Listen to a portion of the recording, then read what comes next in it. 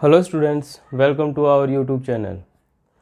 Students, जैसे कि हमने पिछले दो पार्ट्स में लाइट रिफ्लेक्शन एंड रिफ्रैक्शन के जो पार्ट हमने किए, उसके अकॉर्डिंग हमने लाइट का बेसिक और मिरर की जो इमेज फॉर्मेशन थी, जो मिरर के बारे में हमने डिस्कस किया था। जो सबसे मेन केस था हमारा, हमारे रूल्स थे। रूल्स के अकॉर्डिंग जब पैरेलल रेज जाती हैं वो हमेशा फोकस से निकल रही थी। फोकस से जो निकल रही है वो हमेशा पैरेलल जा रही थी, और जो सेंटर ऑफ कर्वेचर से थी वो वापस मुड़ के सेंटर ऑफ कर्वेचर से ही वापस आ रही थी। इसके अकॉर्डिंग हमने मिरर का कॉनकेव जो पार्ट था, कॉनकेव मिरर था, उसके बारे में हमने डिस्कस किया था। उसके अकॉर्डिंग हमने ऑब्जेक्ट्स की जो पोजीशन थी इनफाइनाइट और बैक एंड सी से पीछे की तरफ जो हमने ऑब्जेक्ट लिया था वो इमेज फॉर्मेशन हमने यहाँ तक कंप्लीट की थी। यहाँ से हम नेक्स्ट चलते हैं तो नोट कि भाई पोजीशंस हमारी ऑब्जेक्ट की मायने रख रही हैं। इधर जहाँ पे हम ऑब्जेक्ट ले रहे हैं उसके अकॉर्डिंग ही हम इमेज फॉर्मेशन कर रहे हैं स्केल और पेंसिल से। तो हम आगे नेक्स्ट चलते हैं। तो मिरर लेते हैं हम,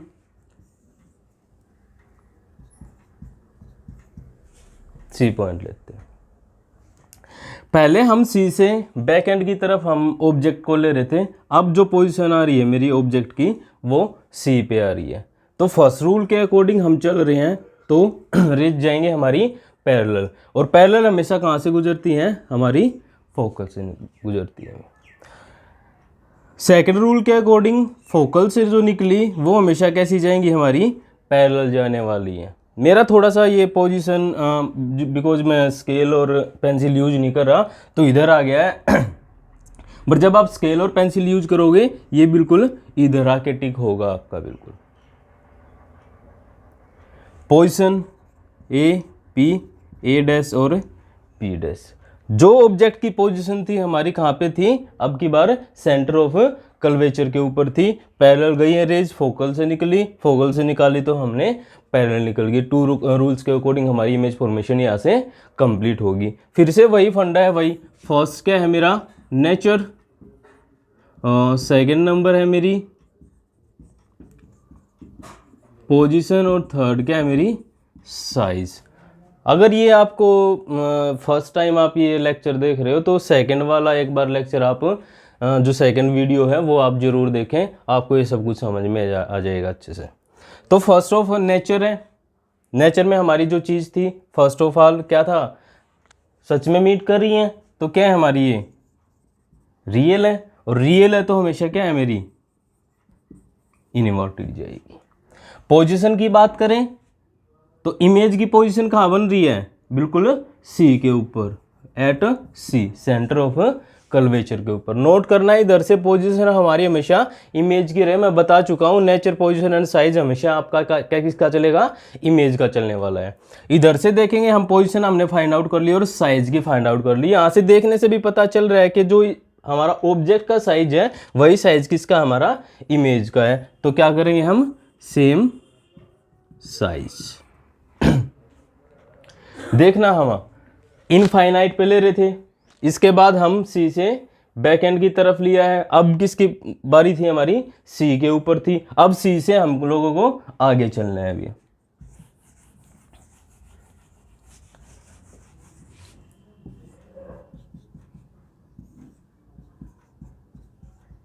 सी से आगे चलेंगे तो बिटवीन सी एंड एफ आ जाएगा। ऑब्जेक्ट की पोजीशन कहाँ आ जाएगी आपकी? बिटवीन सी एंड एफ आ जाएगी। बिटवीन सी एंड एफ लिया हमने पैरेलल फर्स्ट रूल के अकॉर्डिंग, तो कहाँ से जाएगी आपकी? फोकल से निकलेगी।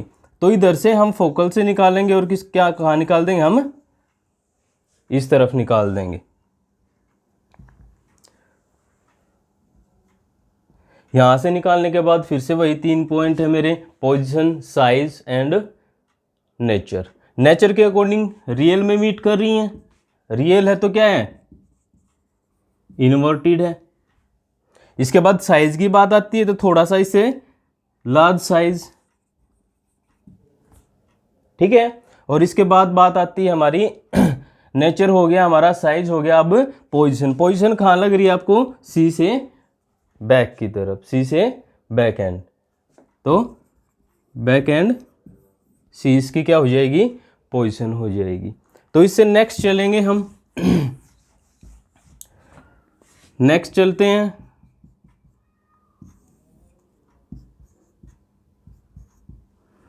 पहली कहाँ थी हमारी पोजीशन? सी से बैक एंड इनफाइनाइट, फिर सी पे आए, बिटवीन सी एंड एफ आई। अब बारी है हमारी एफ पे, जब ऑब्जेक्ट कहाँ पे हो? एफ पे, फोकल पे डिपेंड कर रहा हो। तो क्या करेंगे हम? पैरेलल चलाएंगे और कहाँ से निकाल देंगे हम? फोकल से निकाल देंगे। फोकल से निकालने के बाद एक बात यहाँ पे नोट करने की जो हमें ज़रूरत है कि हमने पैरेलल निकाली और फोकल से निकाल दी। सेकंड रूल के अकॉर्डिंग क्या था भैया कि हमारा फोकल से जो रेज निकल रही थी वो पैरेलल बनानी होती थी, बट सेकंड रूल इधर फॉलो नहीं हो रहा है बिल्कुल भी। तो हम सीधा थर्ड रूल के ऊपर चलते। थर्ड रूल पे क्या था? सेंटर ऑफ कर्वेचर से जो रेज जा रही हैं वो किससे होके आएंगे वापस? सेंटर ऑफ कर्वेचर से ही होके वापस आनी है आपकी। तो थर्ड रूल को इधर फॉलो करते तो जो सेंटर ऑफ कर्वेचर से जो रे निकलेंगी वो रे सेंटर ऑफ कर्वेचर से ही वापस आ जाएंगी आपकी। नोट करना, थर्ड रूल इधर मैंने यूज किया है जब ऑब्जेक्ट किसके ऊपर हो? फोकस के ऊपर हो। तो यहां से क्या है? थर्ड रूल लगाया मैंने, सेंटर ऑफ कर्वेचर से जो रेज जा रही है सेंटर ऑफ कर्वेचर से ही बैक एंड होके वापस आ रही है, बाउंड बैक होके। तो इधर से देख रहे हैं दोनों के दोनों क्या है मेरे? सीम्स टू बी पैरेलल दिखाई दे रहे हैं, सीम्स टू बी पैरेलल दिखाई दे रहे हैं। तो यहाँ पे एक फॉर्मेशन करते हैं कि कहीं इनफाइनाइट पे जाके ये रेज क्या हो जाएंगी? आपस में मीटअप हो जाएंगी। इनफाइनाइट पे जाने के बाद ये रेज क्या हो जाएंगी? आपस में मीटअप हो जाएंगी और यहाँ पे क्या बना लेंगी? अपना इमेज फॉर्मेशन बना लेंगी। तो यहाँ से फिर से वही है, रियल है तो इन्वर्टेड है। नेचर की बात कर लेंगे हम। साइज की बात करेंगे तो लार्जर साइज है, हाईली लार्जर की बात कर सकते हैं। तो साइज क्या है मेरा? लार्जर साइज है। और पोजीशन की बात करेंगे तो फार फ्रॉम सी से बात करेंगे। क्या करेंगे? फार फ्रॉम, काफी दूर होगी, और सी से बैक एंड होगी फार फ्रॉम, फार फ्रॉम सी की इधर बात करेंगे। देखना पहले वाली पोजीशंस थी, दो रूल ही आपके फॉलो हो रहे थे कि पैरेलल हम लोगों को करनी है। उसके बाद क्या था? फोकल से निकालनी है, फोकल से निकालने के बाद क्या हो जाएंगी? ये पैरेलल हो जाएंगी। बट जब हम फोकस पे लेके आए तो फर्स्ट रूल हमारा फॉलो हुआ, उसके बाद जो सेकंड रूल था हमारा वो यहाँ पे फॉलो नहीं होने वाला बिल्कुल भी। क्यों हम ये इधर से इस रे को हम फोकस से नहीं निकाल सकते। तो थर्ड रूल पे सीधे आए हम, सेंटर ऑफ कर्वेचर से सेंटर ऑफ कर्वेचर पे ही वापस निकाल के लेके आए। सीम्स टू बी पैरेलल हो गया, और ये पैरेलल होने के बाद कहाँ पे हम इनफाइनाइट पे इसको हमने मीटअप करा, यहाँ पे क्या बना दी हमने? इमेज फॉर्मेशन बना दी। इसे नेक्स्ट चलते हैं। नेक्स्ट चलने के बाद देखते हैं हम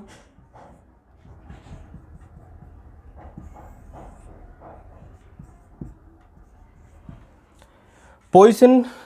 इससे पहले वाले पे थी हमारी एफ के ऊपर, बट जब कहां से जाएगी हमारी? बिटवीन एफ एंड पी रहेगी, बिटवीन एफ एंड पी रहेगी। तो फर्स्ट ऑफ रूल क्या कहता है?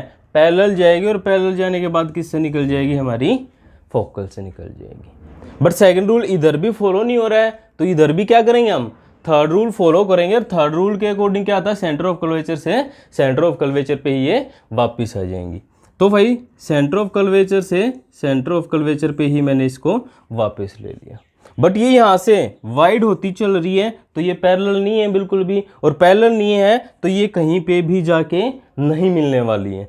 ध्यान देना, एफ पे थी तो पैरेलल थी, पैरेलल होने के बाद हमने देखा था कि इनफाइनाइट पे हम इसको मिला लेंगे। सीम्स टू बी पैरेलल की बात करी थी, क्लियर पैरेलल नहीं थी, वो कंप्लीटली पैरेलल होगी। सीम्स टू बी पैरेलल की बात करी थी, बट इनफाइनाइट पे जाके इसको क्या कर रहे थे? हम मीटअप करा रहे थे। बट इधर पैरेलल ये नहीं है बिल्कुल भी, तो पैरेलल नहीं है तो कहीं पे भी जाके ये मिलने वाली नहीं है। तो इसके लिए क्या करेंगे हम? इसके लिए इसको क्या करेंगे?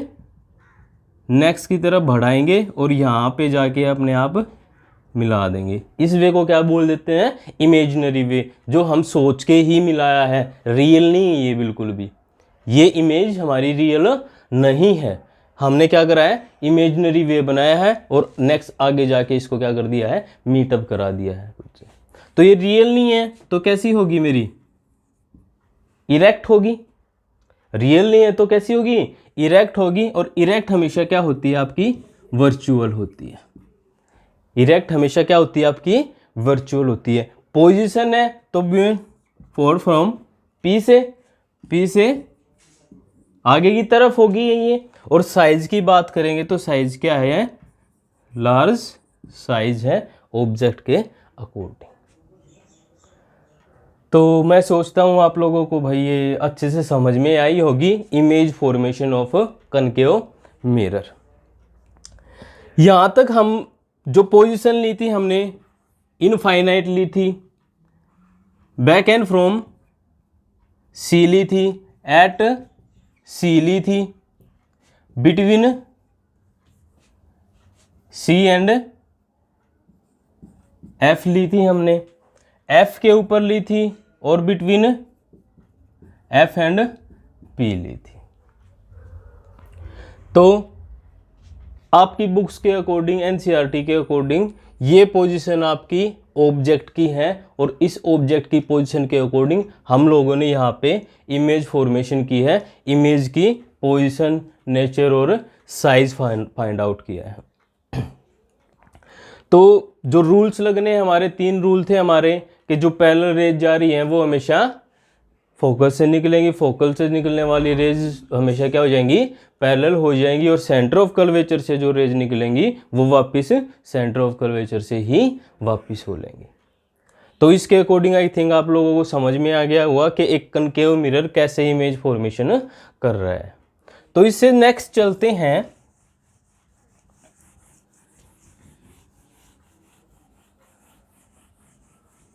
एक बार छोटी सी मैं आपको चीज बता दूं। ये क्या था मेरा? एफ, और ये क्या था मेरा? सी था। यहां पे जो ऑब्जेक्ट हम लोग ले रहे थे, और यहां से इस पॉइंट से इस तरफ जो डिस्टेंस है वो डिस्टेंस है आपकी ऑब्जेक्ट की।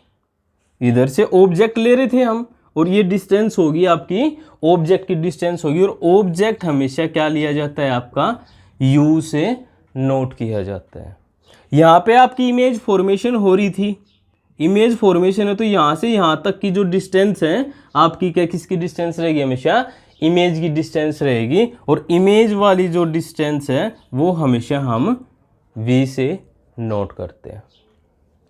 इसके बाद ये डिस्टेंस है फोकल वाली डिस्टेंस है, ये डिस्टेंस है मेरे सेंटर ऑफ कर्वेचर वाली डिस्टेंस है। तो इसके अकॉर्डिंग हमारा नेक्स्ट जो टॉपिक बनता है वो बनता है मिरर फॉर्मूला। मिरर फॉर्मूला बनता है जिसके according 1/f is equal to 1/v plus 1/u होता है आपका। कि हम फोकल को अगर फाइंड आउट कर रहे हैं तो distance of the image plus में डिस्टेंस ऑफ द ऑब्जेक्ट, और इनका रेसिप्रोकल करके हम लोगों को क्या करना है? इसको ऐड करना है। क्या किसका निकल जाएगा? रेसिप्रोकल ऑफ द फोकल आपका यहाँ पे फाइंड आउट हो जाएगा। तो स्टूडेंट्स कैसा लगा आपको second part of the mirror, concave mirror? तो इसकी इमेज फॉर्मेशन के साथ मैंने आपको बताया है इसका मिरर फॉर्मूला। तो स्टूडेंट्स प्लीज़ वीडियो को शेयर, लाइक एंड सब्सक्राइब करना ना भूला करो, बिकॉज आप अगर लाइक, सब्सक्राइब और शेयर करोगे तो नेक्स्ट ऐसी ही वीडियोस, आई थिंक इससे भी अच्छी वीडियोस आपको रेगुलर मिलती रहेंगी। Thank you.